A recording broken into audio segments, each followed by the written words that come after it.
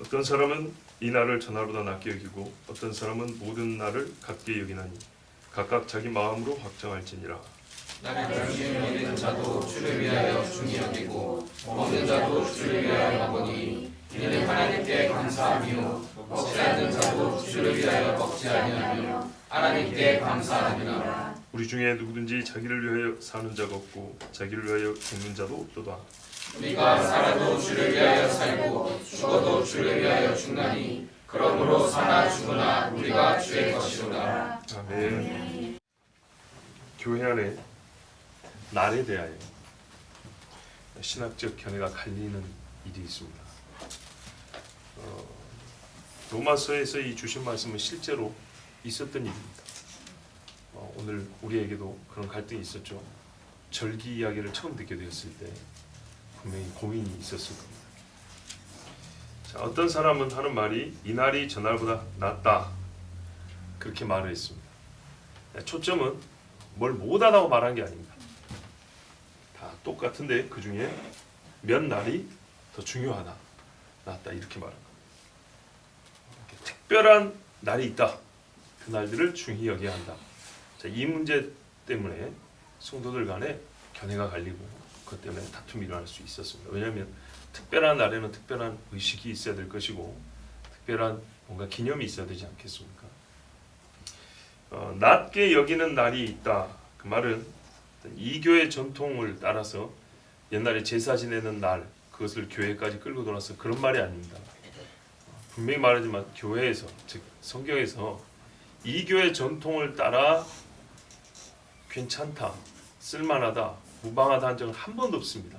그런 한 번도 없기 때문에 분명히 여기서 날은 교회 안의 전통 이야기입니다.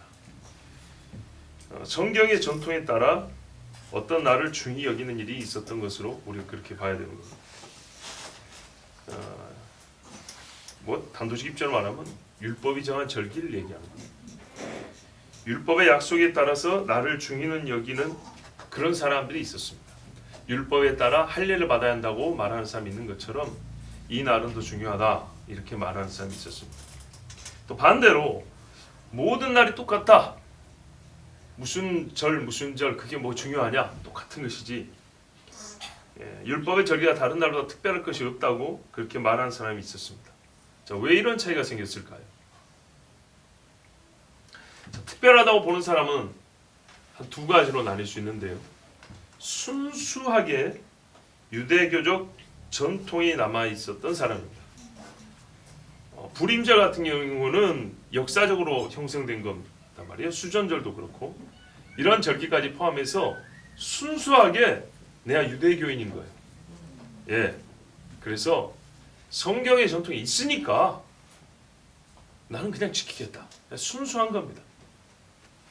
또 어떤 사람은 언약의 성취 맥락에서 자 6월절에 예수 모셨고 앞으로 나팔절도 있고 속죄일도 있고 초막절도 분명히 다시 완성될 것이다. 이런 주님 다시오심에 대한 소망, 즉 약속의 성취 맥락에서 그 날들을 중히 여기는 사람 있죠. 누구처럼? 우리처럼. 그렇지만 이 사람들이 이제 생각으로는 사고의 의식으로는 우리처럼 중히 여기는데 행위 의식으로 어떤 세레모니라 그러죠. 행위 의식으로는 그렇게 할 수도 있고 안 할 수도 있습니다. 우리는 특별히 안 하죠. 우리는 뭐예요? 신앙의 관념으로 우리 신앙관으로서 주님 오실 날을 소망하면서 그 날의 약속을 기념하는 그런 시간을 가지고 있는 겁니다. 그런데 이제 조금 더 유대적인 사람들은 어떻게 해요? 그 날들의 전통적인 의례를 행하겠죠. 자, 이제 이런 경우가 티가 나죠. 여기에 참여하느냐 하지 않느냐 이런 것 때문에 좀 갈등이 생기고 그런 것입니다. 자, 그러니까요. 순수하게 언약 이런 걸 잘 모르겠고 내가 유대인으로서 지켜오던 게 있어요. 근데 그게 성경에 있단 말이에요. 성경에 구약 성경에 있는 거니까 성경에 있는 것을 어찌 또 패하겠냐. 그래서 나는 그냥 해오던 대로 하겠다. 어떤 사람은 성경에 대한 좀 더 깊은 이해가 있어요. 그래서 언약의 성취 맥락에서 나는 이 절기가 하나님의 약속이기 때문에 나는 그 약속을 믿는다는 의미에서 하나의 표로 그 날을 지키겠다. 이런 사람도 있는 거죠. 근데 같다고 보는 사람은 그리스도 예수 안에서 구원받음이라는 최종적이고 궁극적인 복을 누렸다 이 말이죠 우리가. 그런데 그 끄트머리 끝을 누린 사람이 그보다 덜 중요한 것을 가지고 굳이 교회 안에서 그렇게 티를 내고 서로 간에 갈등을 조장하는 일을 할 필요가 있냐?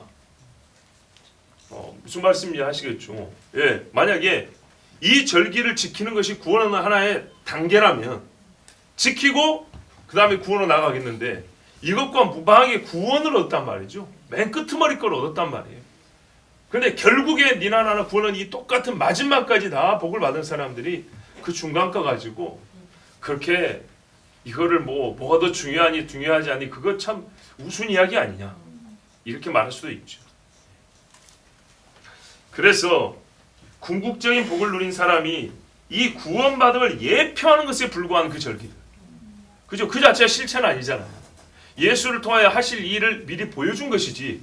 근데 예수를 얻었는데 그 예수를 미리 보여준 것을 그렇게 중요히 여겨가지고 그러면 차라리 제사를 지내지. 제사는 안 지내면서 뭔 절기를 그렇게 중요하게 여겼느냐. 자, 조금 기분 나쁘게 말하면 이렇게까지 말할 수 있는 거죠. 다투는 상황이랍니다. 자, 또 이렇게 절기를 자꾸 지키려고 하다 보면 이교 의식을 갖고 있다가 교회 들어온 사람들은 여참의 심에 빠질 수 있는 거죠. 그죠? 그 귀신 섬길 때도 나를 따르고 자기들 나름대로 절기를 지킨단 말이에요.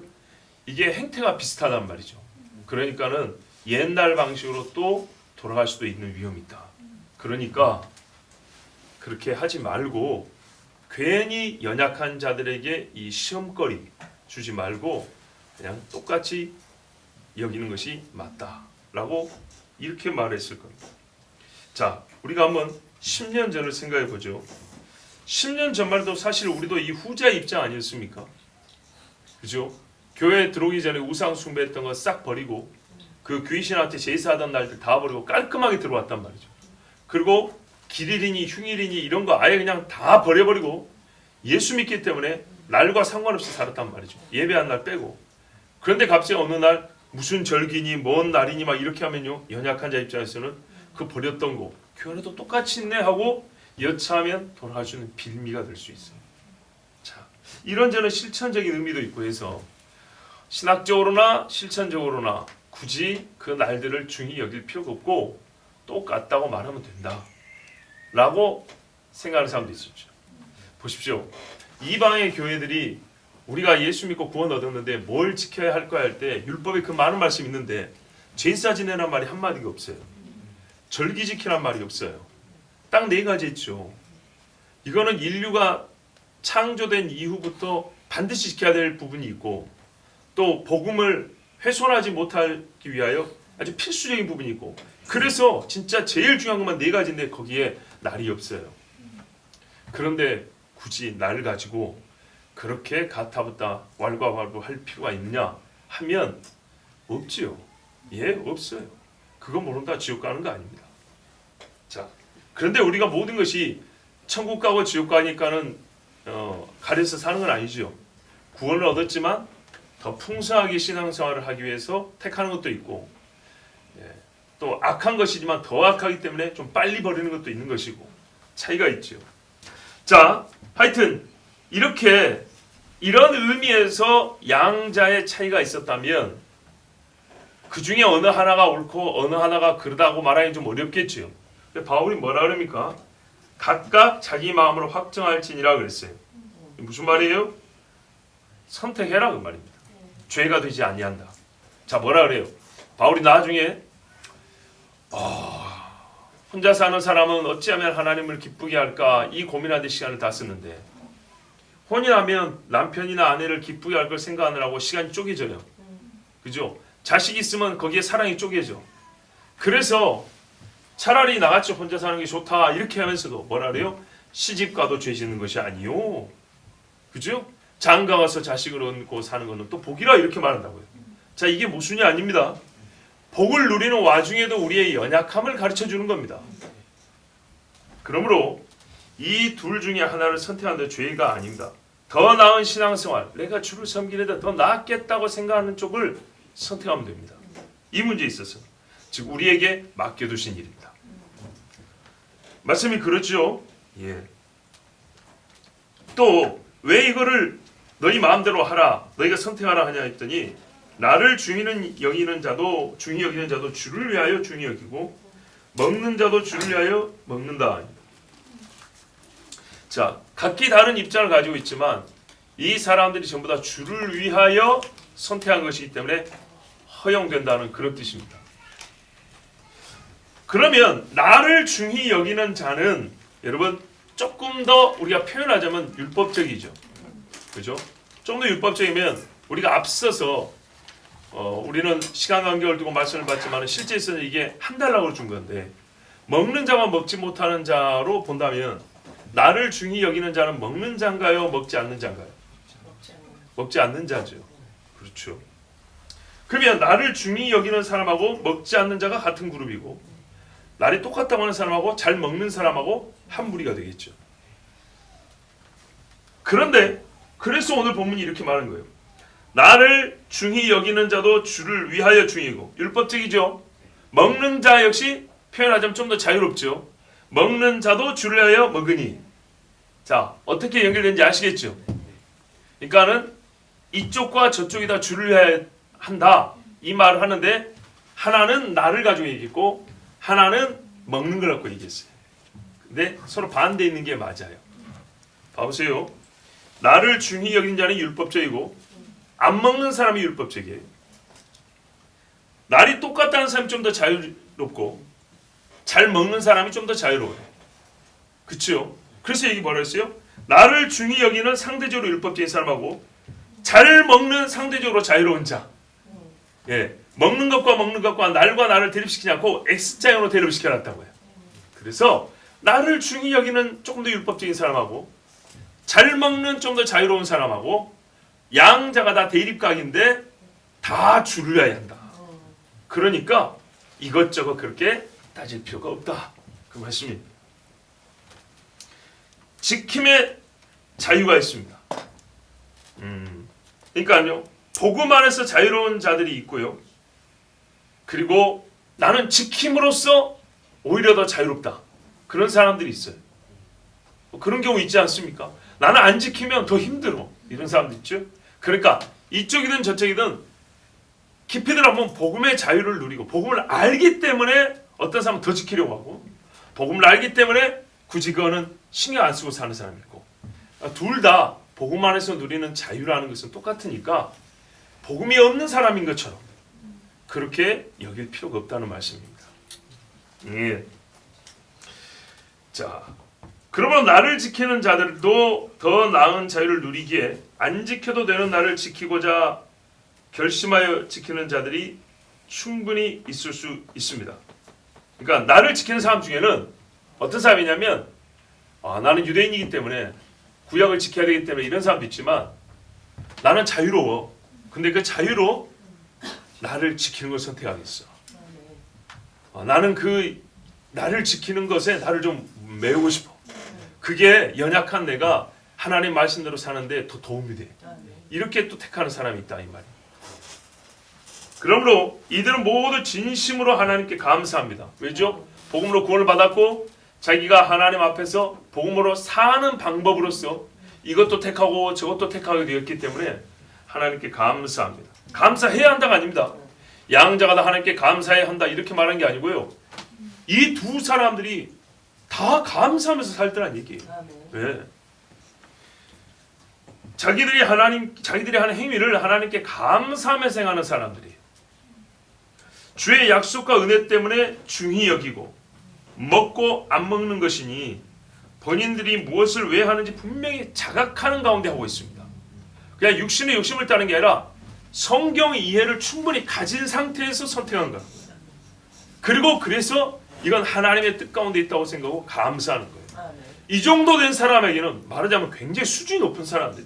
이 정도 된 사람한테는 마치 지금 들어서 아무것도 몰라서 이걸 뭐가 된지 저걸 뭐가 된지 이 날이 중요한지 저 날이 중요한지 아무것도 모르는 사람처럼 대할 수 없는 거예요. 자, 여기서 한 가지 질문이 떠오릅니다. 하나님께 감사하면 은혜를 받아서 행한다는 고백만 있으면 또는 나는 진심으로 하는 거라는 그 어떤 진정한 마음의 표시만 있으면 틀린 것도 허용이 되고 반대로 보이는 행위들도 실제로 반대인지 아닌지 확인할 필요도 없이 다 수용해도 된다는 뜻입니까? 그런 뜻 아니죠. 네. 이쪽이나 저쪽이나 객관적으로 볼 때 둘 다 옳아야지. 가능해야지. 객관적으로 볼 때 분명히 하나는 틀렸고 하나는 맞는데 둘 다 감사하니까 같은 걸로 취급해준다. 둘 다 진심이니까 같은 걸로 취급합니다. 그런 말은 아닙니다. 바울의 말은 실제로 가능하다는 얘기입니다. 실제로 가능한 것을 본질적으로 누리기 때문에 이 사람들에 나오는 감사도 진정한 겁니다. 이 정도의 신앙인들이기 때문에 서로 다툼을 조장할 필요도 없고 굳이 네가 낫네 내가 모자라네 이렇게 가릴 수가 없다 그런 뜻입니다. 자 여러분 남편을 살리겠다는 마음 제가 이 이야기를 비유를 많이 들었는데요. 남편을 살리겠다는 진정한 마음으로 대장암 걸린 남편의 식칼을 들고 달려들면 될까요? 안 될까요? 안 되죠. 진정할지라도 의사보다 훨씬 더 진정한 마음을 갖고 있을지라도 죽습니다. 즉 감사할 줄 안다고 해서 허용되는 문제가 아니에요. 진심으로 주를 위하여 하는가라고 해서 허용되는 문제 아닙니다. 실제로 주를 위한 게 되고 그 감사가 실제와 연합이 될 수 있기 때문에 조화가 될 수 있기 때문에 이거를 허용을 해준 겁니다. 자 그래서 어떤 의미에서 허용이 되는지 아까 그래서 제가 조금 설명을 해드렸습니다. 자 바울이 가르치는 바는요. 믿음이 강한 자와 약한 자, 말씀 지식이 충분하고 견고한 자와 조금 모자라고 확실하지 않은 자 사이에서 먹는 것으로 싸우지 말라는 말씀의 연장선입니다. 이 절에도 보면은 8절에도 6절이죠. 6절을 보면 날과 먹는 것을 연관한 지었지 않습니까? 그죠? 지금 날 이야기하면서 갑자기 순식간에 먹는 것을 그 사이에 끼워넣었죠. 그러니까 같은 맥락의 같은 주제로 지금 교훈하고 있다는 뜻입니다. 정리하면 이렇게 됩니다. 그리스도 안에서 구원받은 사람들, 유대인이든 이방인이든 상관없이 절기를 구원의 필수 요소로 보지 않습니다. 예. 유대인도 이방인도 절기를 구원의 필수 요소로 여기지 않습니다. 세례가 구원의 필수 요소입니까? 아니라 그랬죠. 그렇다면 바울이 내가 가는 데마다 세례를 주었을 것인데 나는 세례 주라고 보냄받지 않았다 그랬어요. 세례를 무시하는 말이 아닙니다.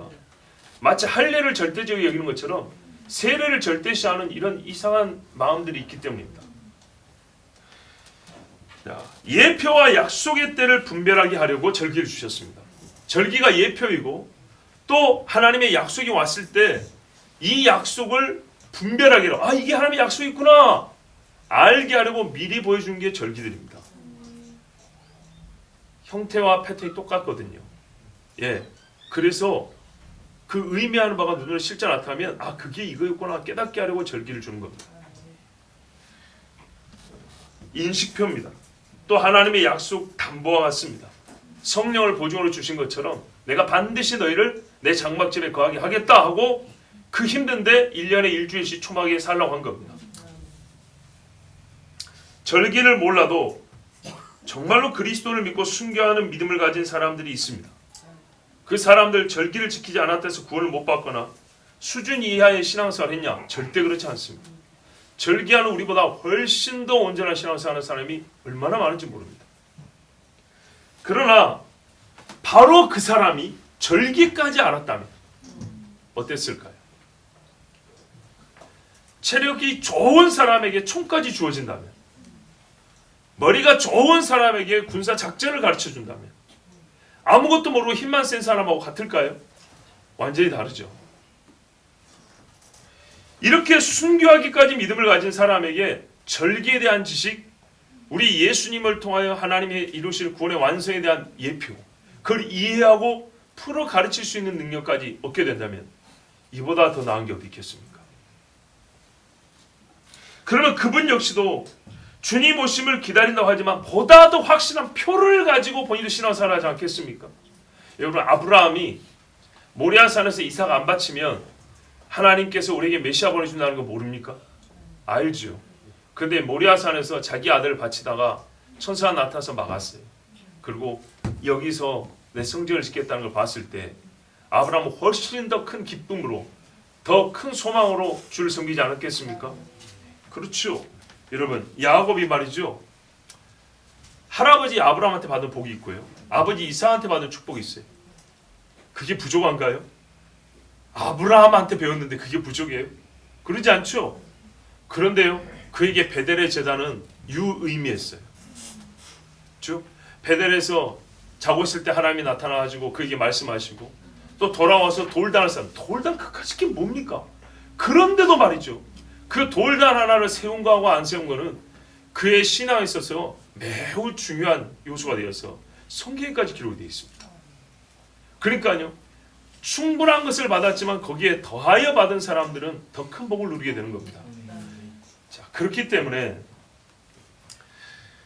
절기가 없어도 예수 믿고 구원받고 순교하는 신앙까지 있다 하더라도 이 사람이 보다 더 온전하고 보다 더 다른 사람에게 가르칠 수 있고 본인이 기쁨으로 소망 가운데 신앙생활을 할 수 있도록 절기를 아는 것은 중요하고 날에 대해 아는 건 중요합니다. 그래서 그걸 가르쳐주면 아마도 그런 정도의 사람은 내가 말하지 않아도 지키겠다 할 겁니다. 처음부터 또 이 절기의 의미를 알고 예수를 믿는 사람들이 있습니다. 유대인들 경우죠. 예수같이 유월절 지켰던 사람들. 이 사람은 순서가 반대일 뿐이지 실제에 있어서는 나를 중히 여기지 않는 사람과 똑같습니다. 그렇죠? 절기 모르고 순교한 사람하고 그렇게 신앙생활 하는데 나중에 절기까지 배운 거하고 순서가 반대일 뿐이에요. 절기를 열심히 지켜 살았어요. 근데 이게 뭘 말하는지 몰랐어요. 근데 예수를 믿었네요. 그러고 보니까 지금까지 자기가 뭔지 모르게 했던 게 이게 예수님이야 이걸 이렇게 알았어요. 결국에는 양자가 두 가지를 다 알게 된 거죠. 자, 이 사람은 어떻게 해야죠? 지켜도 되고 안 지켜도 되고. 이 사람이 여기서 안 지키는 거 오히려 예수를 잘 믿는 표시도 될 수 있겠죠. 그렇죠? 왜? 예표를 붙들고 있지 않다는 증거가 되잖아요. 내가 실체를 만났다. 이런 뜻이 될 수 있지 않겠습니까? 그래서 제자들은 이제 제사 안 지냅니다. 네. 해도 되고 안 해도 되고. 바울도 보세요. 금식하는 절기가 있어서 금식했다잖아요. 그건 유대인들이 하던 겁니다. 하나님께 서원한 게 머리를 깎았다잖아요. 그 유대인의 방식입니다. 그렇죠? 또 무슨 절기요? 오순절이 이르기 전에 내가 예루살렘에 이루어져요. 이렇게 날을 기억하고 그 날을 기준으로 뭔가를 하고 안 하고 하지 않습니까? 이 가르침을 좀 바울도 그 날과 상관없이 살면서도 날에 신경을 쓰고 삽니다. 자, 그렇기 때문에 이래도 저래도 좋은데요. 아주 쉽게 말하면 좋은 쪽으로 받아들이는 게 더 좋습니다. 자기 주관적 좋은 것이 아니라 실제로 신앙에도 유익하고 다른 사람들에게 더 온전한 신앙의 표가 될 수 있는 목적으로 그 방향으로 나를 중히 여길 것이냐 모든 나를 똑같게 여길 것이냐 이거를 택하는 것이 우리에게 있어야겠습니다.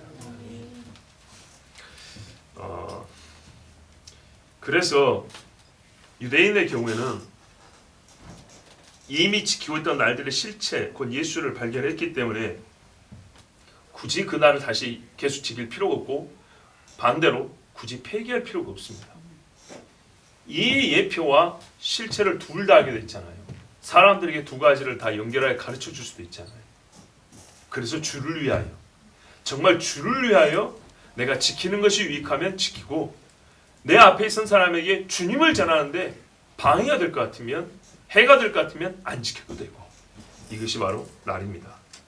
그래서 성경에는 강요하여 지켜야 한다. 꼭 지켜야 구원을 얻는다. 이렇게 절대로 가르치지 않습니다. 그런데 여러분 성경에 보면 예수님이 다시 오셨을 때 예루살렘으로 초막절을 지키러 온 사람이 있다고 그랬어요. 안 지키면 하나님이 비를 내리지 않는다고 그랬어요. 그건 어떻게 해석해야 되죠? 좀 안 지켜도 된다 해놓고 왜 예수님이 오셨을 때는 재림했을 때는 초막절 지키러 안 오면 왜 비를 내리지 않는다고 그랬을까?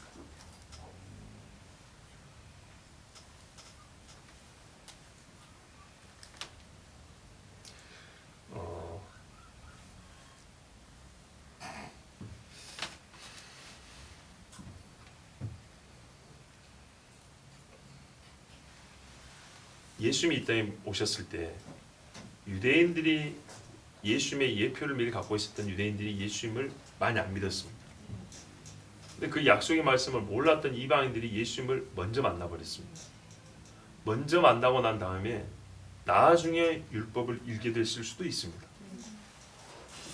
근데 그때 그 사람들이 전혀 율법을 모르는 상태에서 예수를 먼저 만났는데 예수를 만나고 믿고 난 다음에 예수님을 어떻게 섬겼을까요? 그러니까는 무슨 말이냐면 섬기는 방법의 최고 수준을 찾을까요? 아니면은 믿었으니까 그냥 그만 어떻게 섬기든지 믿으면 됐지 이랬을까요? 안 그러죠. 초대교회 일꾼들도 봐보세요. 예수를 믿게 된 다음에는 유대인들이 율법을 따른 것보다 훨씬 더 진실하게 주를 섬깁니다. 율법 정신 이상의 신앙 정신을 갖고 삽니다. 그렇죠? 그렇다면 여러분 만약에 절기를 몰랐어요. 절기를 모르지만 재림하신 예수님을 만나버렸어요. 만났어요. 그 사람이 예수님을 어떻게 섬길지를 궁리할 때 그 어떻게를 어디서 찾을까요? 매우 상식적인 이야기입니다. 내가 예수님은 신약에서만 나온 게 아니라 성경 전체가 예수님을 말해주고 있는데 내가 성경을 다 알지 못한 상태에서 예수를 만났어요. 그래서 그런 사람도 있죠. 믿기는 믿는데 이걸 어떻게 해야 잘 믿는 거지 하고 물어보는 사람도 있어요. 그 사람들이 내 경우에는 말이야 이래야 답입니까? 성경에 보니까 옛날부터 하나님을 섬기는 사람이 이렇게 섬겼다 이렇게 줄줄이 말해주겠죠. 그 사람은 그거를 알고 싶어서 애를 써요. 갈망을 해요. 그리고 거기서 최고만 뽑아서 할 거예요. 진짜 예수님 만난 사람은. 자, 그렇게 되면 굳이 지금 우리가 초막절을 안 가르쳐줘도 말이죠. 몰랐는데 재림한 주님 만났다. 그러면 그 사람은 자연스럽게 초막절을 지키고자 할 수밖에 없어요. 진짜 다시 오신 주님을 만난 그가 주님을 어떻게 섬기고자 하는 그런 생각을 갖기만 한다면 그에게서는 최고 수준의 주님 섬김이 아니면 받아들이지 못할 것인데 그가 성경을 읽게 된다면 누군가로부터 듣게 된다면 만약에 절기 이야기를 듣기만 한다 하더라도 남이 하는 걸 보기만 한다 하더라도 그는 당장에 나도 하겠다 할 거예요. 이 사람은 율법주의자가 아니라 주를 정말 사랑하기 때문에 섬기고자 하는 마음으로 그렇게 한다고요. 자, 봐보세요. 어려운 이야기 아닙니다. 다윗의 부하들 중에 이방인들이 얼마나 많습니까? 햇사람 우리아도 있고요. 그 누구냐 저기 블레셋 출신. 제가 좋아하는 사람인데 이름이 갑자기 생각나요. 피난길을 갈 때 같이 간 사람 있죠. 누구요? 피난길 갈 때 같이 한 장군이 있어요. 블레셋에서 온 사람. 갑자기 지금 생각이 안 나는데. 하여튼 이런 사람들 봐보세요. 다윗의 30일 용사에도 보면 이방 사람들이 들어있습니다. 이 사람들이 율법을 알고 다윗을 만난 게 아니에요. 아브라함을 알고 다윗을 만난 게 아니에요. 그냥 다윗을 먼저 만났어요. 처음 만난 게 다윗이에요. 그리고 다윗을 섬기는데 그 이전에 율법을 갖고 있던 사람들과 아브라함의 후손이라고 하는 유대인보다 못합니까? 우리아를 보세요. 못한가요? 그가 다윗을 만난 이후에는 그 누가 가르쳐주든 아니면 자기 양심에서 소리나든 다윗을 섬기는 최고의 것을 찾게 돼 있어요. 그리고 그렇게 실천했어요. 그렇기 때문에 지금 절기를 모르는 사람이라 할지라도 주님 모심을 기다리는 진짜 신앙을 갖고 있으면 주님을 만나잖아요. 그러면 그때 주님이 원하시는 게 초막절하면 그때 처음 알더라도 그 누구보다 정확하고 열심히 그 절기를 지키게 된다 이 말입니다. 그렇기 때문에 지금 절기를 모른다고 해서 구원을 못 받는다거나 이 사람이 우리보다 신앙생활을 약하게 한다거나 지식은 조금 부족할 수 있어요.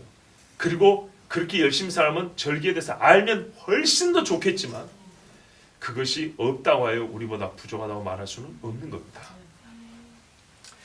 자, 우리 중에 누구든지 자기를 위하여 사는 자가 없고 자기를 위하여 죽는 자도 없도다. 이야, 이게 바울의 판단이에요.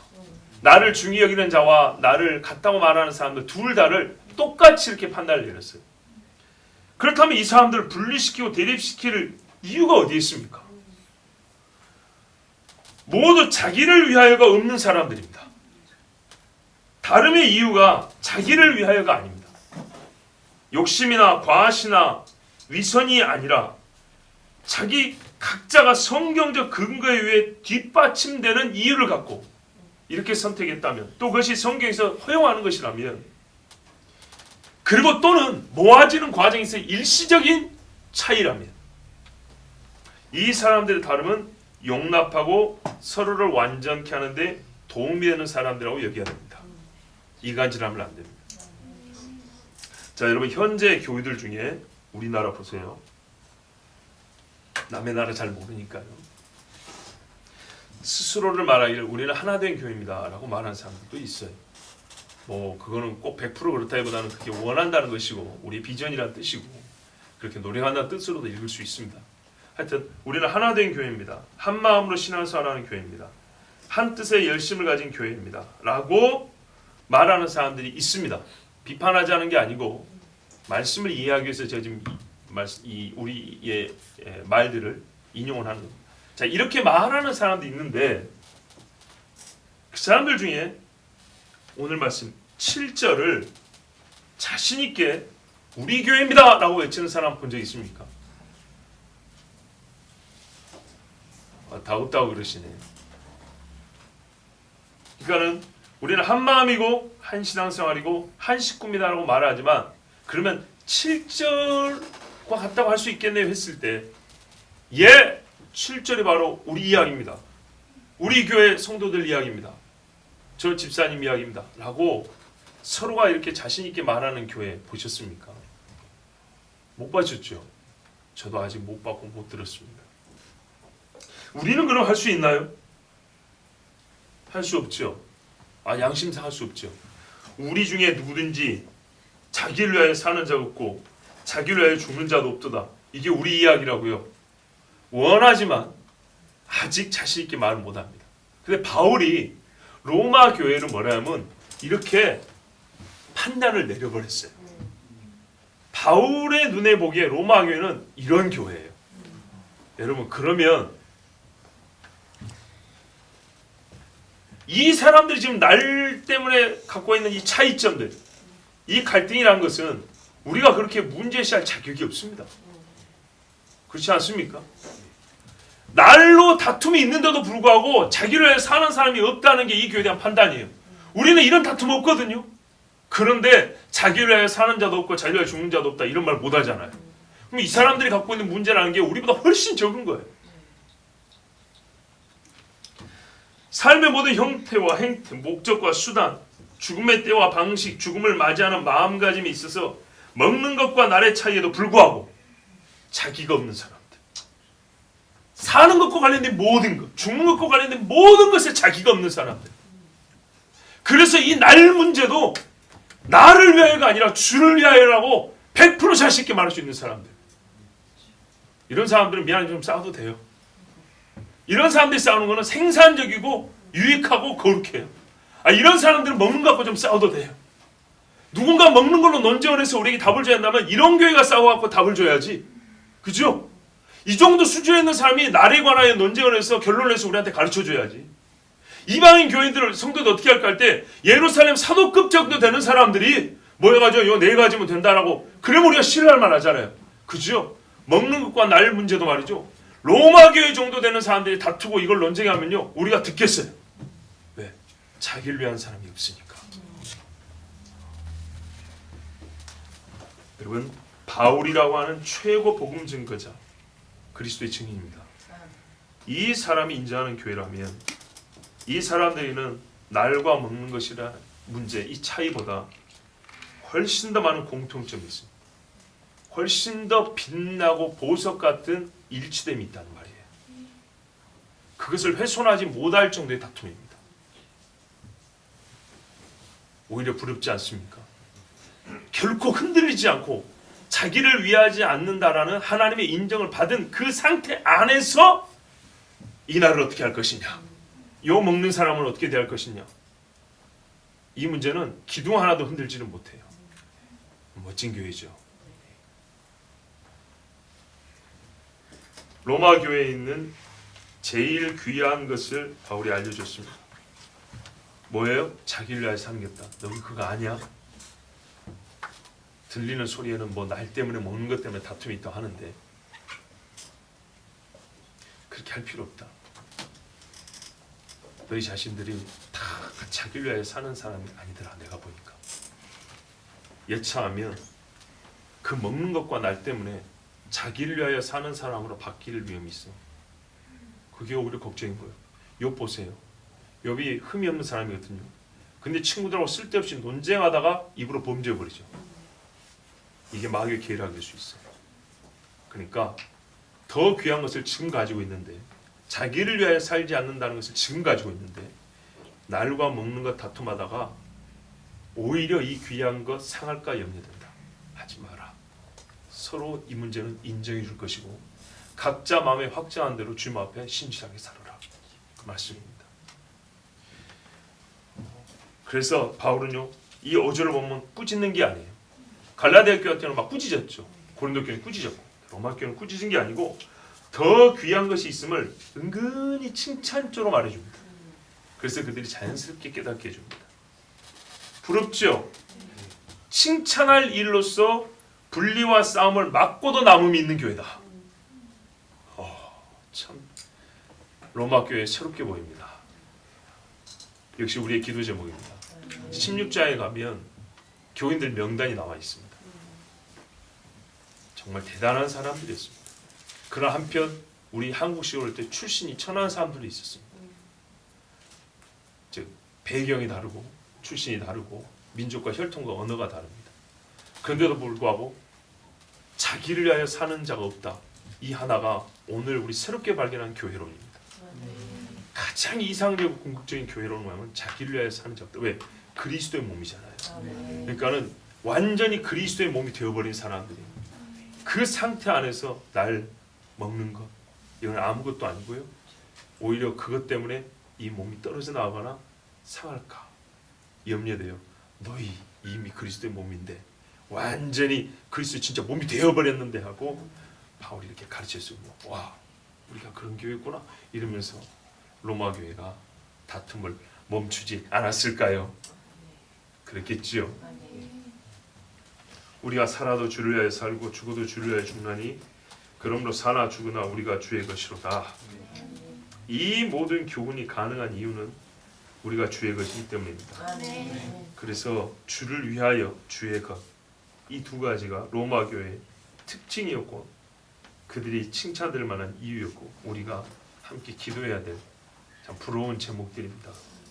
주를 위하는 마음과 실제로 주를 위함이 함께 있다면, 그것을 인정할 수 있다면 나를 위한 것은 부인하고 포기해야 되고, 그렇게 되면 교회는 사실상 갈등이라는 게 있을 수가 없습니다. 작은 문제를 가진, 이렇게 표현할까요? 작은 문제를 몇 개 가진 큰 교회가 됩니다. 어떻게 되면요, 주의 것이라는 철저한 인식을 가지고 주를 위하여 사는 신앙인으로 가득하면 날과 먹는 것이라는 작은 문제를 가진 큰 백성이 된다고, 큰 교회가 된다고. 이스라엘도 그랬죠. 너희가 율법을 지키고 여호와를 섬기는 나라 되면 이 나라 백성은 큰 나라 백성이다 소리 들을 거다 그랬어요. 그렇다고 그 안에 갈등과 문제가 없었다는 얘기는 아니죠. 예, 큰 나라 안에 작은 문제가 있는 거예요. 하나님 보시기에 큰 교회인데 그 안에 요만한 문제가 있는 거예요. 이렇게 여겨지는 교회를 대표적으로 뭐라고 표현한다고요? 주를 위하여 살고 죽는 사람들, 주의 것이라고 주님이, 그리고 자기들 입으로도 양심에 거리낌 없이 말할 수 있는 사람들. 자칫하면 날 먹는 것 여기에 너무 집착할 수 있습니다. 또 이 사람들이 누구냐라는 진짜 말 그대로 전형적인 신학적 논리에 의해서 본문을 해석할 수 있습니다. 그거는 학자들에게 맡겨두세요. 그들이 누구냐? 근데 본문에 우리에게 말씀하고 싶은 거는 날과 먹는 문제가 아닙니다. 그죠? 날과 먹는 문제는 이 교회가 주의 교회라는 것, 그러니까는 나를 위하여 사는 사람이 없는 교회라는 것을 가르쳐 주는데, 그럼으로써 자연스럽게 이 문제, 실제로 있었던 문제를 해결하는 것이고, 그래서 이 교회 사람들이 하나 되게 하는 그런 방법으로서 날과 먹는 문제가 또 약간의 갈등이 있었기 때문에 하지만 그게 쓰여진 것이지, 이게 오늘 우리에게 날에 대하여 먹는 것에 대하여 아주 첨예한 신학적 논쟁을 불러일으켜 주신 말씀이 아닙니다. 주를 위하여 사는 자가 되면 날은 별로 중요하지 않다니까요.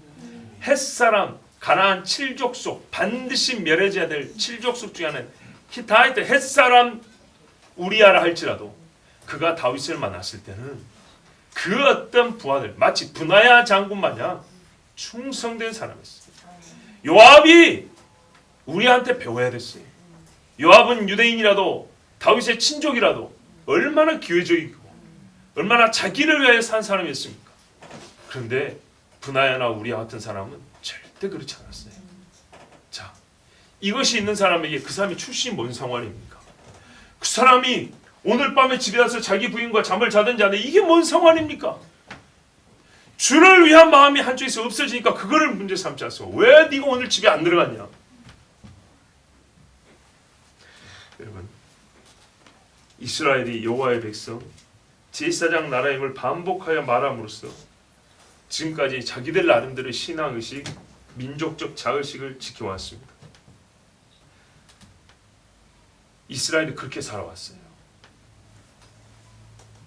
그러면 그리스도의 교회는요, 오늘 이 본문의 고백을 밖으로 그리고 성도 안에 서로 들리게 함으로써 우리의 갈등과 문제를 해결하는 것 이상으로 우리 신앙을 지키고 성숙해 가야 됩니다. 자, 이스라엘이 비교하자면 예수를 모르는데도 불구하고 율법 정신만 가지고도 지금까지 소멸되지 않는 민족으로 살아왔어요. 수천 년 얼마나 힘들었습니까? 그죠? 이미 온 메시아도 알지 못하고 메시아가 오리라 이러면서도 지금까지 버텨온 사람이라고. 그런데 우리가 오신 메시아를 만났답니다. 근데 교회의 수명이 이스라엘보다 못해야 되겠습니까? 교회의 끈질김이 이스라엘만 못하면 되겠습니까? 교회의 즐김이 이스라엘보다 덜해야 되겠냐 이 말이죠. 아니죠. 그 민족 정신만 가지고도 지금까지 갈 수 있는 거예요. 예수가 없는 신앙 정신만 가지고도 여기까지 왔는데 예수를 가진 우리가 어찌 우리와 같이 못하여서 요압처럼 살면 되겠습니까? 그러려면 서로 간에 들려줘야 됩니다. 다윗의 30일 용사는 출신 불문 똑같은 이름을 부여받았습니다. 다윗의 용사라고.